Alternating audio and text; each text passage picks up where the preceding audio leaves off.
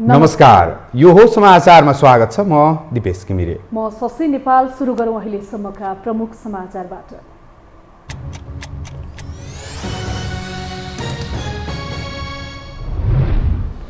दलहरूको स्वार्थ केन्द्रित राजनीतिले सदन निरन्तर चेपुवामा। एमसीसीमा सहमति नजुड्दा बैठक पुनः स्थगित। शीर्ष नेताहरू बीचको भेटवार्ताले गठबन्धनमा संशय। निर्वाचनमा गठबन्धनलाई उठ्नै नसक्ने गरी पराजित गर्ने ओलीको दाबी। एमसीसीमा एमालेलाई नमुच्न चेतावनी। निर्वाचन अगावै सरकार परिवर्तनको पक्षमा नरहेको दाबी। गठबन्धन जोगाएर एमसीसीलाई निकास दिने विषयमा देउबा र प्रचण्डबीच छलफल। एमालेसँगको सम्बन्धलाई लिएर उत्पन्न विश्वासको वातावरण हटाउने प्रयास। रुस र युक्रेन बीचको युद्धलाई लिएर विश्व समुदाय विभाजित। अमेरिकाले साथ छोडेपछि युक्रेनी जनता हतियार बोक्न बाध्य। लाखौं नागरिक छिमेकीको शरणमा। र ए डिभिजन लिगमा जाउला खेल र सङ्कटाले अङ्क बाँडे। 3 स्टार र ब्रिगेड बोइजको पनि बराबरी। 6औं स्थानमा रहेर 3 स्टारले गर्यो लिगको अन्त्य।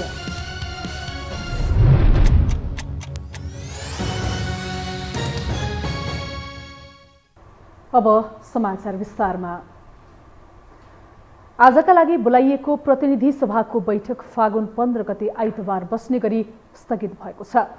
सरकारका तर्फबाट कानुन मन्त्री दिलेन्द्र प्रसाद बडुले सभामुख अग्निप्रसाद सापकोटाको कार्यालयमा गएर बैठक सार्न आग्रह गरेपछि संसद बैठक आइतबारसम्मका लागि स्थगित गरिएको हो।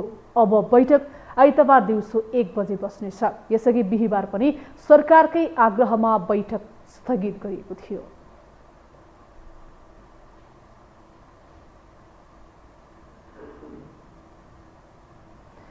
एमसीसी सदनमा टेबल भएसँगै सत्ता पक्ष र प्रतिपक्षले राजनीतिक भेटवार्तालाई तीव्रता दिएका छन्। तर भेटवार्ताले निकास निकाल्ने भन्दा पनि दलहरू बीचको दूरी बढाउँदै लगेको छ। एक रिपोर्ट।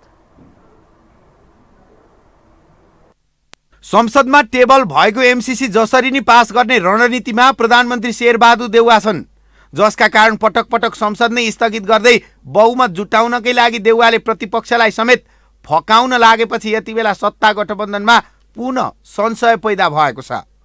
सत्तारूढ दल नेकपा एकीकृत समाजवादीका अध्यक्ष माधव कुमार नेपालले एमसीसी पास गर्ने नाममा नेकपा एमालेका अध्यक्ष केपी शर्मा ओलीसँग अनैतिक सम्झौता नगर्न प्रधानमन्त्री शेरबहादुर देउवाको ध्यानाकर्षण गराए। उनले नेकपा एमालेले एमसीसीमा आफ्नो पार्टीको सहयोग चाहिए सभामुख अग्निप्रसाद सापकोटा र आफ्नो पार्टीले कारबाही गरेका 14 जना सांसदलाई बर्खास्त गर्नुपर्ने शर्त राखेकोमा दुःख समेत व्यक्त गरे।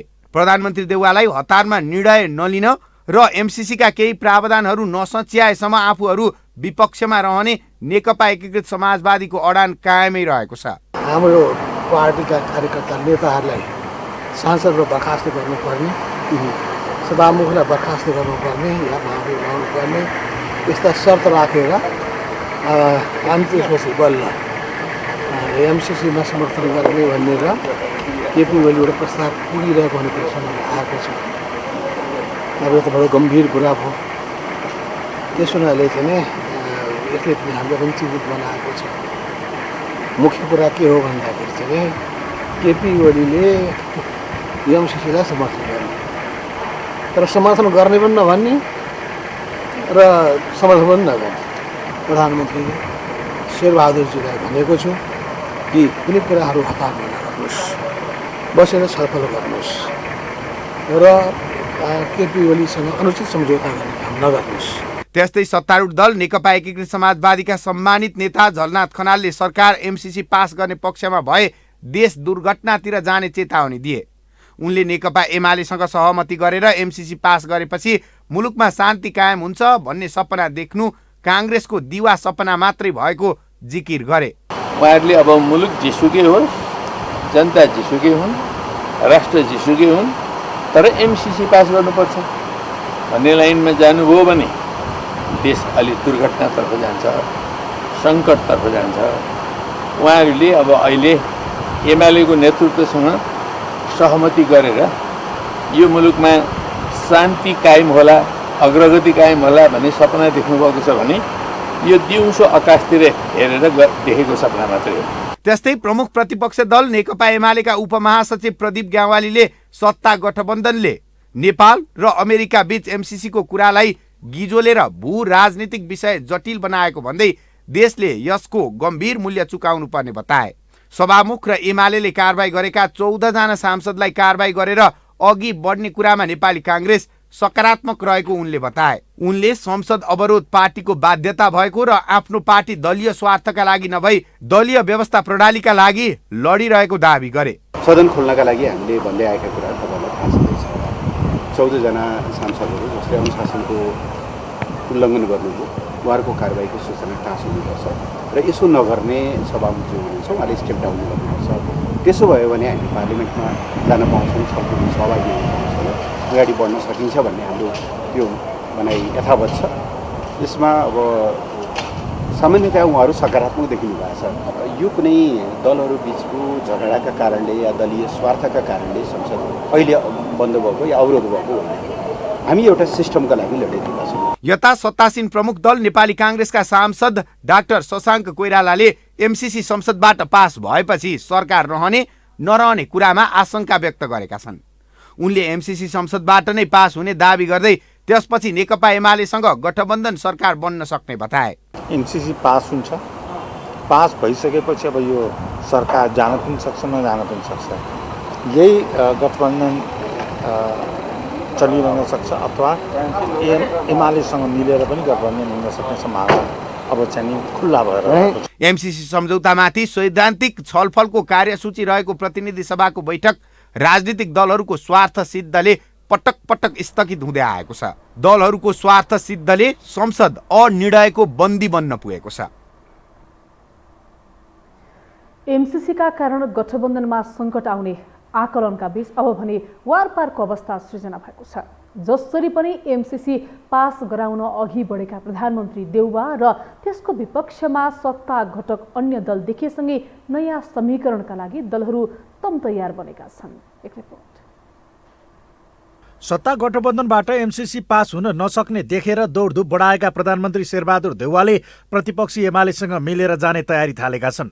देउवाले एमसिसी सैद्धान्तिक छलफलपछि स्वीकृतिका लागि संसदमा निर्णयार्थ पेश हुने सुनिश्चितता खोजेका छन्। तर माओवादी केन्द्रले सैद्धान्तिक छलफलमै मत विभाजन माग्ने तयारी गरेको थाहा पाएपछि उनी झस्किएका हुन्। देउवाकै आग्रहमा बिहिबारको संसद स्थगित भएको थियो भने ओलीसँग निर्णायक छलफल अघि बढाएका थिए। 3 चोटिसम्म ओलीसँगको वार्तामा देउवा ओलीको माग पूरा गर्न सकारात्मक देखिएका छन्। तर निर्णायक वार्ता नभएका कारण आजको संसद पनि स्थगित भएको छ। गठबन्धनमा आबद्ध भएर पनि माओवादी र एकीकृत समाजवादीले सरकारलाई सहयोग नगरेकाले प्रतिनिधि सभा बैठकबाट एमसिसी अनुमोदन गर्ने बारे एमालेसँग सहमति नजिक पुगेको कङ्ग्रेस नेताहरूले बताउन थालिसकेका छन्। यो परिस्थितिले एकीकृत समाजवादी र माओवादी केन्द्रमा पनि हलचल भएको छ। दुई ध्रुवको नेतृत्व गरिरहेकाहरू एक हुन नसक्ने आकलनका बीच देउवा ओली निर्णायक रूपमा अघि बढेपछि एकीकृत समाजवादी अझ सशक्त रूपमा सडकमा उत्रिएको छ। यो धेरै सम्भव छ। सत्ता गठबन्धन भत्किन सम्भव छ, केही व्यक्तिहरूले गठबन्धन छोड्न सम्भव छ। मुलुकमा गम्भीर संवैधानिक राजनीतिक सङ्कटहरू आउने सम्भावना पनि बढिरहेछ। अब यो सबै के हुन्छ अहिले कसैले भन्न सक्दैन। तर जे हुन्छ एमसिसी पास गरेपछि मुलुकमा राम्रो हुँदैन नराम्रो हुन्छ भन्ने कुरामा हामी प्रष्ट छौँ। यद्यपि एमसिसीको विपक्षमा रहेको सत्ता घटक दलहरूले अझै पनि परिमार्जनसहित पारित गर्नका लागि पहल गर्ने र गठबन्धन पनि नतोडिने मध्यमार्गी बाटो खोज्ने प्रयास भने जारी राखेका छन्। यही कारण कतै आफू एमसिसीका लागि मात्र प्रयोग हुने त होइन भन्ने डर ओलीमा छ। त्यस्तै कतै एमसिसीकै विषयमा आफूसँग जोडिन आउने ओलीले सत्ता गठबन्धन फुटेपछि आफू प्रधानमन्त्री बन्ने बाटोमा अघि बढ्ने त होइनन् भन्ने डर देउवामा पनि छ। एमसिसीका लागि प्रधानमन्त्री पद नै साट्ने सोचमा नरहेका देउवाले राष्ट्रपतिबाट नयाँ सरकार गठनको आह्वान नहुने सुनिश्चितता खोजिरहेका छन्। तर एमसिसी विरोधीहरूको ध्रुवीकरण हुने र एमालेमा रहेका 10 भाइलाई फर्काउन सकिने आशा यथावत रहेकाले एकीकृत समाजवादीले पनि पछि नहट्ने सङ्केत गरेको छ, जसले सत्ता गठबन्धनको फुट अझ नजिक बनाएको छ। गठबन्धन पार लाग्दैन भन्ने कुराको निष्कर्ष त निस्किनै सक्यो नि। अब यसमा त थप छलफल गरेर राख्नै परेन। यो विषय, यो प्रकरण जुन विषयले गर्दा आज यत्रो ठुलो देशभित्रै पनि यो खालको ध्रुवीकरण जुन भएको छ वा गराइएको छ, सदनभित्रै पनि यो खालको जुन अवस्था बनेको छ, यसमा गठबन्धनमा रहेको दलहरू एक ठाउँ उभिन नसक्ने भनिसकेपछि बाँकी रहेको विषयमा उभिन्छौँ। यो विषयलाई हामी अहिले चाहिँ अनदेखा गरेर जाउँ भन्ने अवस्था त रहँदैन। यदि देउवाले ओलीको माग अनुसार 14 सांसदलाई कारबाही गर्ने निश्चित भए एकीकृत समाजवादीलाई दबाव पर्ने देखिन्छ। आफूहरू ताजा जनादेश र सत्ता गठबन्धन फुट्नुपर्ने पक्षमा रहँदै आएको बताउने एमाले माग पूरा भए एमसिसीमा साथ दिने यसअघिबाटै बताउँदै आएको छ, जसमा आफू सकारात्मक रहेको देउवाले बताइसकेका कारण देउवा ओली मिलन लगभग पक्का छ। गठबन्धन भन्दा पनि हामी ताजा जनादेशको पक्षमा हो। प्रधानमन्त्री शेरबहादुर देउवा ताजा जनादेशको पक्षमा जानुहुन्छ, साथ छ। यो गठबन्धन अविलम्ब खारेज हुनुपर्छ। यो परमादेशको, यो जनविरोधी, जनमत विरोधी, यो चाहिँ फटिचरहरूको गठबन्धन हो, यो खारेज हुनुपर्छ। हामी त्यसमा हाम्रो साथ छ। यता निर्णायक कदम चाल्न देउवाले गरिरहेको ढिलाइले भने भरसक सत्ता घटक दलहरूलाई नै साथ लिएर हिँड्ने रणनीति त होइन भन्ने विश्लेषण पनि छ। त्यसैका लागि संसद सार्दै आफूलाई गलाउने प्रयास गरेको बुझाइ प्रचण्ड माधवमा छ। तर तोकिएको मिति नजिकिँदै गर्दा देउवा अब वारपारको अवस्थामा छन्, जसले सत्ता गठबन्धन मात्र फुट्ने होइन, एकीकृत समाजवादीमै एमसिसीका पक्षमा खुलेका 2 मन्त्री र 4 सांसद समेतको टोली चोइटिने खतरा समेत बढेको छ। यो हो टेलिभिजनका लागि क्यामेरामा अभिष्ट लामाका साथमा कुलचन्द्र विष्ट, काठमाडौँ। अब बाँकी समाचार। एमसिसीकै कारण नेपाली राजनीति यति बेला गम्भीर मोडमा आइपुगेको छ। पक्ष विपक्षमा उभिएका दलहरू आफ्नै रणनीतिका साथ भेटवार्ता गर्ने र एक अर्कालाई तर्साउन लागि परेका छन्। तर सकसमा फसेपछि निकास दिन भने असफल भएका छन्। एक रिपोर्ट। नेकपा माओवादी केन्द्रका अध्यक्ष पुष्पकमल दाहाल प्रचण्डले प्रधानमन्त्री शेरबहादुर देउवा र एमाले अध्यक्ष केपी शर्मा ओली बीच दूरी बढ्दै जाँदा जति फाइदा लिए उति नै फाइदा ओलीले देउवा र प्रचण्ड बीचको दूरी बढाएर लिन खोजिरहेका छन्। यसका लागि गठबन्धन भत्काउनु नै उनको अन्तिम उद्देश्य जस्तै छ। बिहिबार र शुक्रबार भएका लगालगका भेटवार्ताले यसको सङ्केत गरेको पनि छ। त्यो स्थितिमा हामीलाई कोही हट्ला र बल्ल सरकारमा दौडेर कुदौँला भन्ने मन सायद छैन। तर राष्ट्रिय जिम्मेवारीको विषयमा आइपर्दाखेरि नेकपा एमाले राष्ट्रिय स्वाधीनता, राष्ट्रिय एकता, राष्ट्रिय अखण्डता, सार्वभौमिकता, लोकतन्त्र, समृद्ध नेपाल, सुखी नेपाल निर्माण गर्न राष्ट्र जुन अहिले अप्ठ्यारो अवस्थामा छ, अन्तर्राष्ट्रिय जगतसँग पनि सम्बन्ध कसरी व्यवस्थित गर्ने भन्ने अप्ठ्यारो भएको छ, यो अवस्थामा जिम्मेवारी पूर्ण ढङ्गले लिन्छ। तर सरकारमा जानको निम्ति यो दौडधुपको हाम्रो कुनै रुचि छैन। अहिले सबैभन्दा बढी सम्भावना आँकिएको तालमेल कांग्रेस र एमाले बीचको नै हो। तर यसअघि प्रतिगमनकारीको नाम दिएका देउवा र प्रमादेशीको सरकार भन्दै आएका ओलीलाई तालमेल गर्दै अघि बढ्न सकस छ। ओलीले अघि सारेका मुद्दामा सहमति जनाएर गठबन्धन भत्काउने विषयमा देउवा तयार देखिन्छन्, किनकि उनलाई एमसिसी अनुमोदनमा प्रचण्ड माधवको साथ देखिएको छैन। तर राष्ट्रपति ओली अनुकूल भएका बेला आफ्नै सरकार ढालेर ओली सत्ता चढ्ने भएले देउवालाई त्रसित पारेको छ। उनलाई ओली प्रचण्ड फेरि मिलिहाल्छन् कि भन्ने अर्को चिन्ता पनि छ। एमसिसी पास गराउने अथवा गठबन्धनलाई बरकरार राख्ने उहाँको अन्तिम प्रयास के हुन्छ भने एमसिसी पनि पास गराउँ र गठबन्धन पनि नटुट, त्यही प्रयास चलिरहेको निरन्तर अहिले पनि चलिरहेको छ। अब यो सिम्पल मेजोरिटीले पास गर्नुपर्ने हो, 2/3 यसमा चाहिँदैन, त्यसैको प्रयास भइरहेको छ। कांग्रेस र एमाले बीच वार्ता सकारात्मक भएको सन्देश प्रवाह भएपछि सबैभन्दा बढी माओवादी र एकीकृत समाजवादी पिरोलिएको छ। कतिसम्म भने आफैले प्रतिगमनकारी भन्दै प्रधानमन्त्रीबाट हटाएका ओलीलाई पुनः अस्तित्व स्वीकार्दै प्रधानमन्त्री बन्न प्रचण्डले प्रस्ताव नै गरे। तर ओली प्रचण्ड बीच अहिले नै त्यो सम्भावना देखिएको छैन। चुनावसम्म उनीहरूको तालमेल हुन सक्ने विषयलाई भने टाढा मानिएको छैन। यद्यपि माधवकै कारण ओली प्रचण्ड मिलन झन् टाढा देखिन्छ। केपी ओलीले एमसिसीलाई समर्थन गर्ने, तर समर्थन गर्ने पनि नभन्ने र समर्थन पनि नगर्ने भनेपछि न भाले न पोथीको चाल के देखाइदिनु भएको छ। अब हामी के भनिरहेका छौँ भने यस एमसिसी प्रोजेक्टमा कतिपय कुराहरू त्यसलाई मिलाउनु पर्नेछ, सुधार्नु पर्नेछ, प्रश्न पार्नु पर्नेछ। र हामी ढुक्क के हुन चाहन्छौँ भन्दाखेरि कि नेपाल इन्डो पेसिफिक स्ट्रेटेजीको अङ्ग बन्न चाहँदैन। ओली देउवा मिलेको खण्डमा माधव नेपाल सहितका 14 सांसदको पद जाने सम्भावना बढ्नेछ। कांग्रेस र एमाले मिलेर अगाडि बढे आफूहरूको राजनैतिक भविष्य सङ्कटमा पर्ने भय प्रचण्ड माधवमा देखिएको छ। यसै कारण एकले अर्कोलाई अपवित्र देखाएर सक्न लागि परेका उनीहरू मिलन बिन्दुको खोजीमा जुटेका छन्। यो हो टेलिभिजनका लागि क्यामेरामा आशिष तामाङका साथमा सन्तोष बिके थापा, काठमाडौँ। नेकपा एमाले अध्यक्ष केपी शर्मा ओलीले आगामी निर्वाचनमा सत्तारूढ गठबन्धनलाई उठ्नै नसक्ने गरी पराजित गर्ने बताउनु भएको छ। गठबन्धन पनि जोगाउने र एमसीसी पनि पारित गर्ने समझदारी भएको खबर पाएपछि आक्रोशित रूपमा प्रस्तुत हुनुभएका ओलीले एमसीसी बारे सरकारमा बस्नेहरूले आफूलाई ढुङ्गा हान्न लगाएको आरोप पनि लगाउनुभयो। पोखरामा आयोजित एक कार्यक्रममा बोल्दै ओलीले आफूहरू एकैचोटि 5 दलको गठबन्धनसँग नै चुनाव लड्न चाहेको बताउनुभयो। उहाँले वैशाख 30 गते एक झड्कामा गठबन्धनलाई 7 दिन उठ्न नसक्ने गरी पछार्ने दाबी समेत गर्नुभयो।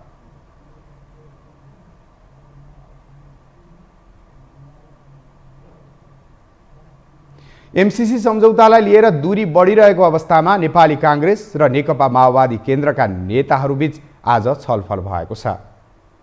बालुवाटारमा भएको छलफलमा माओवादी केन्द्रको तर्फबाट अध्यक्ष पुष्पकमल दाहाल प्रचण्ड र अर्थमन्त्री जनार्दन शर्मा सहभागी हुनुहुन्थ्यो।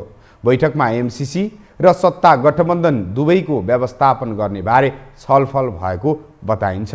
बालुवाटार जानु अघि माओवादी केन्द्रका अध्यक्ष प्रचण्डले एकीकृत समाजवादीका अध्यक्ष माधव कुमार नेपालसँग पनि परामर्श गर्नुभएको थियो।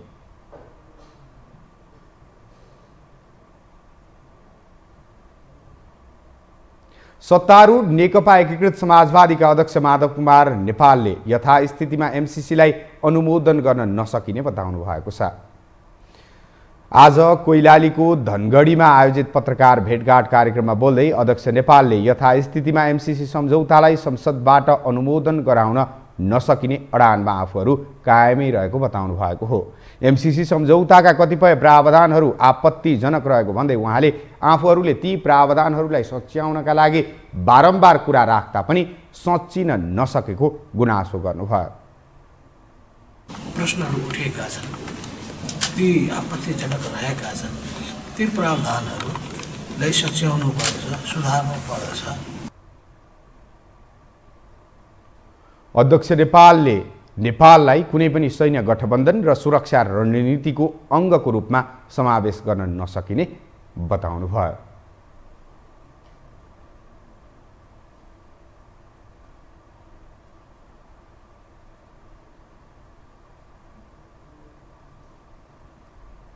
हामीसँग समाचार बाँकी नै छन्, अहिलेलाई विश्राम। विश्रामपछि स्वागत छ। अब बाँकी समाचार। नेकपा एमाले स्थानीय तह निर्वाचन प्रयोजनका लागि निर्वाचन आयोगमा दल दर्ता गराएको छ। शुक्रबार काठमाडौँको कान्तिपथ स्थित निर्वाचन आयोगको कार्यालयमा पुगेर एमाले महासचिव शङ्कर पोखरेल नेतृत्वको टोलीले स्थानीय तह निर्वाचन प्रयोजनका लागि दल दर्ता गराउन निवेदन दिएको हो। निर्वाचन आयोगले जारी गरेको सूचना अनुसार निर्वाचन आयोगमा पुगेर स्थानीय तह निर्वाचन प्रयोजनका लागि दल दर्ता गरिएको एमाले महासचिव पोखरेलले जानकारी दिनुभयो। उहाँले आफ्नो पार्टी निर्वाचनको तयारीमा जुटिसकेको उल्लेख गर्दै अन्य राजनीतिक दलहरूलाई पनि निर्वाचनको प्रक्रियामा सामेल हुन आह्वान गर्नुभयो। निर्वाचनको प्रयोजनका लागि दल दर्ताको सूचना निर्वाचन आयोगले जारी गरेको छ र हामी हाम्रो पार्टीका तर्फबाट स्थानीय तहको निर्वाचनका लागि दल दर्ताका लागि आएका छौँ। दल दर्ता गरिएको छ र यसपटक स्वाभाविक रूपमा नयाँ एउटा प्रक्रिया हामीले आरम्भ गरेका छौँ निर्वाचन कानुन अन्तर्गत।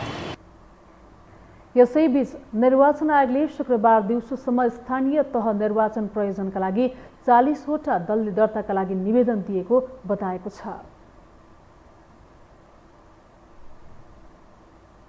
दर्ताको क्रम जारी छ र हिजो साँझसम्म 32वटा दल दर्ता हुनुभएको थियो भने अहिले करिब 40वटा दल दर्ता हुनका लागि निवेदन दिइसकेको अवस्था अहिले मैले भर्खर बाहिर डेस्कबाट सूचना प्राप्त गरेको छु।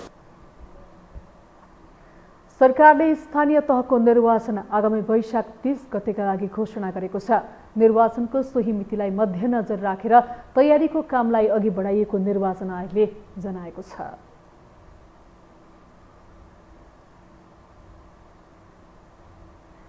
राजनीतिक नेतृत्वले मुलुकलाई सही दिशा दिन आफू पनि सही भूमिकामा हुनुपर्छ, तर आफ्नो स्वार्थ अनुकूल सडक र सदनलाई चलाउन खोज्दा अराजकता मात्रै मचिएको छ। फलत नागरिकको भिड गुमराहमै परेर कुदिरहेको छ। एक रिपोर्ट।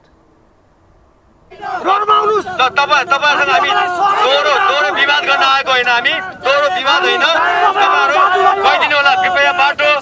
संसद र सडकलाई स्वार्थमा प्रयोग गरिरहेका राजनैतिक दलहरूले एमसीसी पासको उपयुक्त वातावरण नबनेपछि प्रतिनिधि सभाको बैठकलाई फागुन 15 गतेसम्म धकेलिदिए। तर न सडकमा चर्किएको आन्दोलन रोक्न कुनै भूमिका खेले, न एमसीसी बारे छिनोफानो लगाउन सके। फलत तातिएको सडक निरन्तर बलिरहेको छ।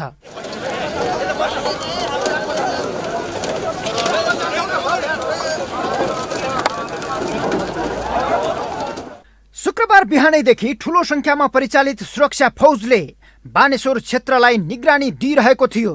दिउँसो 1 बजे संसद बैठकमा एमसीसी बारे निर्णायक छलफल हुने भएपछि संसद भवन बाहिरको माहौल पुनः तात्तिने अवस्थामा थियो। तर राजनैतिक दलहरू बीच नै सहमति नभएपछि बैठक स्थगित भयो।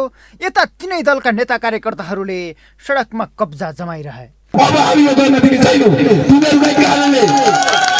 एकातिर सत्ता चाहिने, एकातिर सडक चाहिने। हामी नबेचेर उम्रेका सम्पूर्ण नेपाली नागरिकहरू एकजुट हुनुपर्नेछ। यति बेला मुख्यतः नेकपा माओवादी केन्द्र र नेकपा एकीकृत समाजवादीका नेता कार्यकर्ता सडकमा छन्। यी दुई पार्टीको नेतृत्व गरेका पुष्पकमल दाहाल प्रचण्ड र माधव कुमार नेपाल प्रधानमन्त्री शेरबहादुर देउवासँग स्वार्थ मिले एमसीसी पारित गराउने तयारीमा छन्। यसका लागि शुक्रबार मात्रै उनीहरूले एमसीसी पारित गर्न मतदान प्रक्रियामा सहभागी नहुने निर्णय गरेका छन्। जबकि मतदान प्रक्रियालाई बहिष्कार गरेर उनीहरू चुप बसिदिए संसदमा उपस्थित संख्याको बहुमतले एमसीसी पारित गर्न सक्नेछ। शीर्ष नेतृत्वको चलाकीलाई नबुझेका नेता कार्यकर्ता सडकमा बलिको बोका बनेका छन्।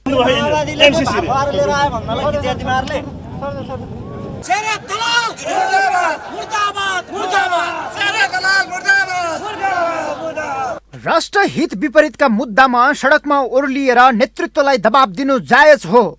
यसका लागि स्वतन्त्र नागरिकको समूह पनि सडकमा छ। तर त्योभन्दा पनि घातक रूपमा दलीय स्वार्थले लिप्त बनेका नेता कार्यकर्ताले सडकमा घुसपैठ गर्न खोज्दा वातावरण अशान्त बनेको छ। त्यति मात्र होइन, तिनकुनेदेखि माइती घरसम्मको क्षेत्र अस्तव्यस्त बन्दा यहाँको जनजीवन र व्यावसायिक क्षेत्र नै मारमा परेको छ। एमसीसीका विरुद्धमा सडकमा आन्दोलन तातिएपछि तिनकुनेदेखि माइती घरसम्मको क्षेत्र पूर्णतः अस्तव्यस्त बनेको छ।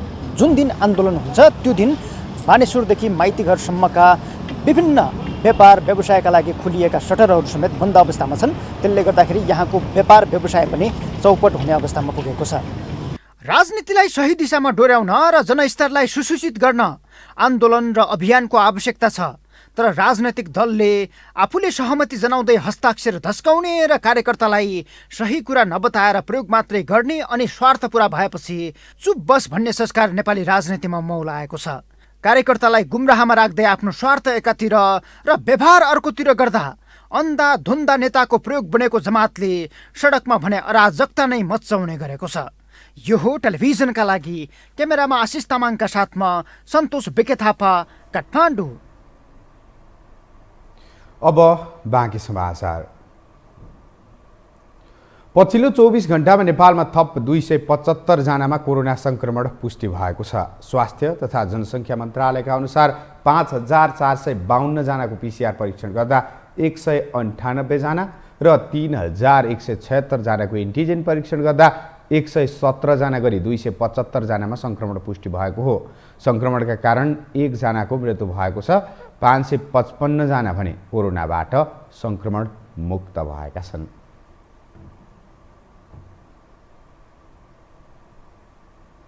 अब पालो आर्थिक समाचारको।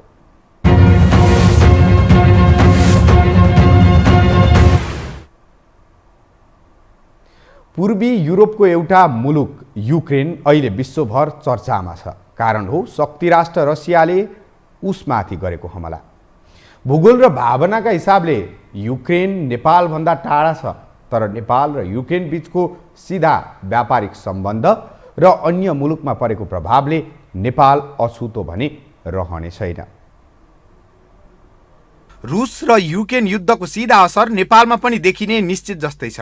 दुई देशबीचको युद्धले विश्वको अर्थतन्त्रमा ठूलो प्रभाव पार्ने र त्यसको असर नेपालमा पनि पर्नेछ।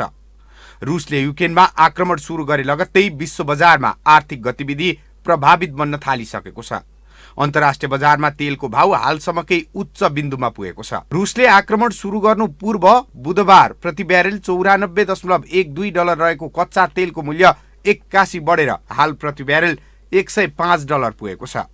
त्यस्तै सुनको भाउ एक वर्ष यताकै उच्च बिन्दुमा छ। अमेरिकी डलर र जापानी येन बलियो भइरहेका छन्। दुई देशबीचको युद्ध थप बढ्दै गए आउँदा दिनमा तेलको भाउ अझै बढ्न सक्ने अनुमान गरिएको छ। रुस विश्वमा सबैभन्दा धेरै कच्चा तेल उत्पादन गर्ने मध्ये दोस्रो ठूलो देश हो। युद्ध सुरु भएपछि कच्चा तेलको आपूर्तिमा असर पर्न थालेको छ। युद्ध बढ्दै जाँदा अन्तर्राष्ट्रिय बजारमा पेट्रोलियम पदार्थको भाउ झनै बढ्न सक्ने र नेपालमा पनि महँगो हुनेछ। यो सँगै नेपालमा ढुवानी र आपूर्तिमा समस्या निम्तिने विज्ञले बताएका छन्। पेट्रोल, डिजेल, मट्टीतेल, ग्यास लगायतको भाउ बढेपछि यसको नेपाली भान्सामा प्रत्यक्ष प्रभाव पार्ने उनीहरूको विश्लेषण छ। तेलको उत्पादक र ग्यासको उत्पादकमा नाकाबन्दी लागेर त्यसले संसारमा ग्यास र तेलको आपूर्तिमा सीमितता जुन निर्माण हुनेछ, त्यसले गर्दा अहिले जुन बढिरहेको छ संसारमा ऊर्जाको मूल्य, इन्धनको मूल्य, त्यो बढेर अरू चाहिँ मतलब माथि पुग्न सक्नेछ र त्यसले चाहिँ संसारका हामी जस्ता विकासोन्मुख राष्ट्रहरूको अर्थतन्त्रलाई धेरै नकारात्मक असर पार्ने सम्भावना छ। नेपाल आयल निगमको घाटा अझ बढ्ने देखिन्छ। घाटा वहन गर्न सरकारले खर्च गर्नुपर्नेछ। त्यस्तै रुस र युक्रेनसँग नेपालको व्यापारिक सम्बन्ध छ। यी देशबीच आयात निर्यात प्रभावित हुन सक्ने देखिन्छ। नेपालले रुस र युक्रेनबाट केराउ, पाम आयल, सोयाबिन, सनफ्लावर तथा तोरीको तेल लगायतका वस्तु आयात गर्छ। सरकारले सम्भावित असर न्यूनीकरण गर्न सम्बन्धित मन्त्रालय र मातहतका निकायबीच छलफल गरी कार्य योजना बनाएर कार्यान्वयन गर्नुपर्ने, अवस्थाको आकलन गरी सेवा प्रवाहलाई नियमित गर्नुपर्ने, आयल निगमको भण्डारण क्षमता बढाउनुपर्ने, बिजुलीको प्रयोग सकेसम्म बढाउनुपर्ने विज्ञले बताउँदै आएका छन्। गहुँको उपलब्धता कम भयो भने चामलको आपूर्तिमा त्यसको दबाव पर्छ, क्यासाबाको आपूर्तिमा दबाव पर्छ र यो दुईटैको मूल्य पनि बढ्न सक्छ र संसारमा खाद्यको मूल्य पनि आकासिन सक्छ र यो हामीहरूलाई त अब हामी जस्ता गरिबहरूलाई त झनै ठुलो असर पर्छ। गत आर्थिक वर्षमा युक्रेन नेपाललाई सबैभन्दा धेरै वस्तु बिक्री गर्ने मुलुकमा 6औं स्थानमा थियो भने चालु आर्थिक वर्षको पहिलो 7 महिनामा युक्रेन 8औं स्थानमा छ। युक्रेनबाट विभिन्न औद्योगिक कच्चा पदार्थ आयात गरिरहेका उद्योगी व्यवसायीहरू युक्रेन सङ्कटको सामान्य असर नेपाली अर्थतन्त्रमा देखिसकेको बताउँछन्। यसले नेपालमा युक्रेनबाट आयात हुने औद्योगिक कच्चा पदार्थको मूल्य बढ्ने उनीहरूको भनाइ छ। युक्रेन सङ्कटको तत्काल सुन, पेट्रोलियम पदार्थ र खाने तेलमा पर्ने व्यवसायीहरूको भनाइ छ।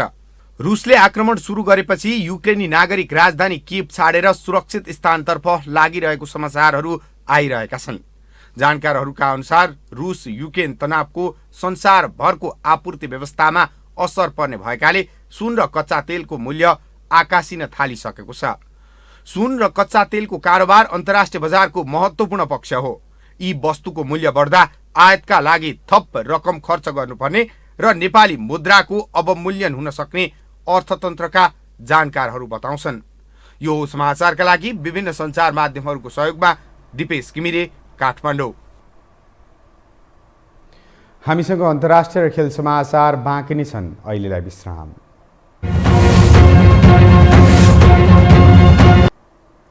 विश्रामपछि पुनः स्वागत छ। अब पालो अन्तर्राष्ट्रिय समाचारको।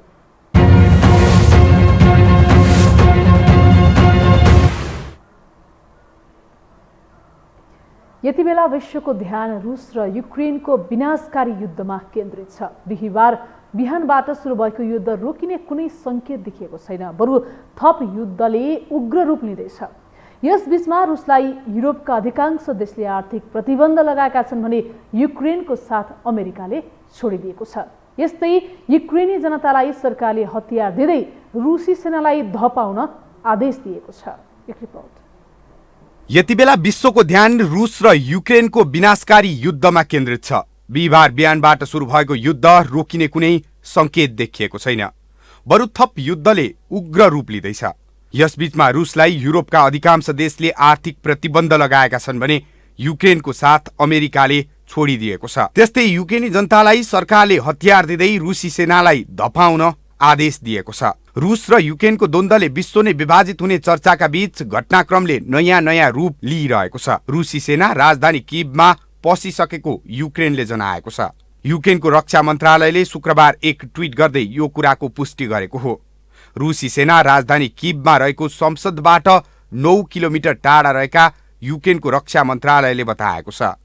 रुसले युक्रेनमाथि बिहिबार आक्रमण सुरु गरेको थियो। त्यो घोषणापछि रुसी सैनिक विभिन्न भागबाट युक्रेन पसिरहेका छन्। यसबीच रुसले युक्रेनको एउटा टापुमा कब्जा जमाएको छ। रुसी सेनाले आक्रमण गरेपछि ब्ल्याक सीमामा पर्ने एउटा सानो टापुमाथि आफूले नियन्त्रण गुमाएको युक्रेनले जनाएको छ। त्यस्तै रुसी सेनाको आक्रमणपछि युक्रेनमा रहेकाहरू सुरक्षित ठाउँतर्फ भाग्न थालेका छन्। संयुक्त राष्ट्रसङ्घका अनुसार बिहिबार मात्रै 1 लाख मानिसले आफ्नो घर छाडेका छन्। त्यसमध्ये धेरैजसो आन्तरिक रूपमा विस्थापित भएका छन्।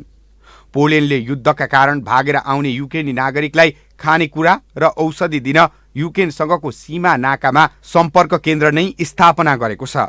कतिपय युक्रेनी नागरिक रोमानिया र हंगेरी पुगेका छन्। अमेरिकाले युद्धका कारण 50 लाख मानिस विस्थापित हुने र यसले विश्वका ठूला मध्येको एउटा शरणार्थी सङ्कट सृजना गर्ने चेतावनी दिएको छ।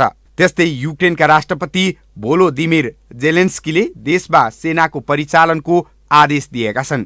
उनले जगेडामा राखिएका सेनालाई काममा बोलाइएको तथा 18 देखि 60 वर्षका पुरुषहरूले देश छाड्न नपाउने बताएका छन्। युक्रेनको आन्तरिक मामिला सम्बन्धी मन्त्रालयले सबै युक्रेनीहरूले हतियार उठाएर देशको रक्षा गर्ने बेला आएको जनाएको छ। युक्रेनको सेनाका अनुसार रुसले राजधानी कीव घेर्ने अनि ब्ल्याक सीको तटसम्म पुग्ने बाटो सुरक्षित गर्ने रणनीति बनाएको छ। युक्रेनको सेनाले रुसी आक्रमणको जवाफमा आक्रमण गरिरहेको बताएको छ। रुसी आक्रमणको पहिलो दिन हजारौं युक्रेनी नागरिक घर छाडेर सुरक्षित ठाउँमा पुगेका छन्। रात्रिकालीन कर्फ्यू लगाइएको राजधानी कीवमा कयौं नागरिक मेट्रो स्टेशनमा पुगेका छन्। बम आक्रमणबाट जोगिने आश्रय स्थलका रूपमा प्रयोग गर्नका लागि मेट्रो स्टेशन खुला राखिएको छ। त्यस्तै संयुक्त राष्ट्रसङ्घको महासभाको 76औं सत्रका अध्यक्ष अब्दुल्ला साइदले युक्रेनमा शान्तिपूर्ण माध्यमबाट तत्काल युद्धविराम र विवाद समाधान गर्न आह्वान गरेका छन्। तर अवस्था भने नियन्त्रण बाहिर गएको छ। सुरुदेखि नै साथ दिने भनिरहेको अमेरिकाले पनि युक्रेनमा सैन्य सहयोग नगर्ने बताएपछि रुस थप बलियो बन्दै गएको छ। तथापि रुसमा युरोपेली युनियन सहित पश्चिमा राष्ट्रले भने आर्थिक प्रतिबन्ध लगाइसकेका छन्। यो समाचारका लागि दिपेश घिमिरेको रिपोर्ट। अब पालो खेल समाचारको।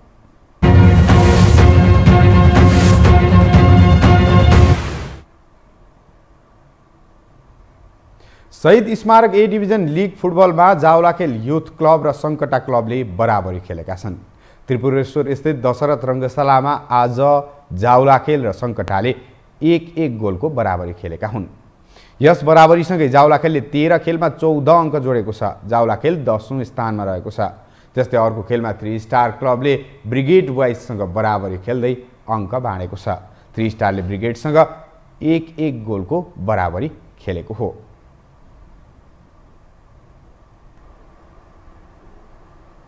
खेल समाचारसँगै हामी यो समाचारको अन्त्यमा आइपुगेका छौँ। बिदा हुनु अघि प्रमुख समाचार पुनः एकपटक।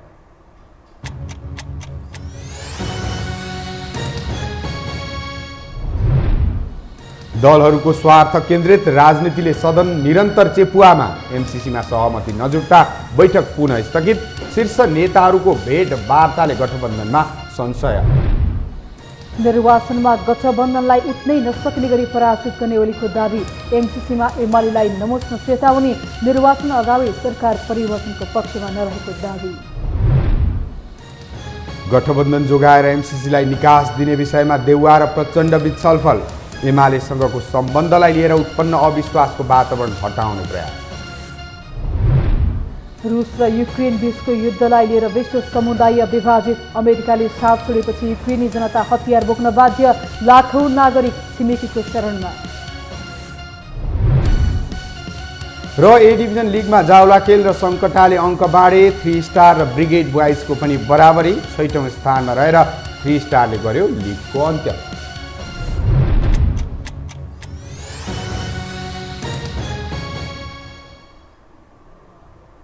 हवस् त यो समाचार सकियो। समाचार बुलेटिनका साथै यो टेलिभिजनका सम्पूर्ण कार्यक्रम यो टेलिभिजन.com यो हो खबर.com युट्युब र फेसबुकमा पनि पढ्न र हेर्न सक्नुहुनेछ। मोबाइलमा यो टिभी एप डाउनलोड गरी हामीलाई प्रत्यक्ष हेर्न सक्नुहुनेछ। तथ्यसहितको निष्पक्ष समाचार तथा मनोरञ्जनका लागि हेर्दै रहनुहोला यो हो टेलिभिजन। नमस्कार।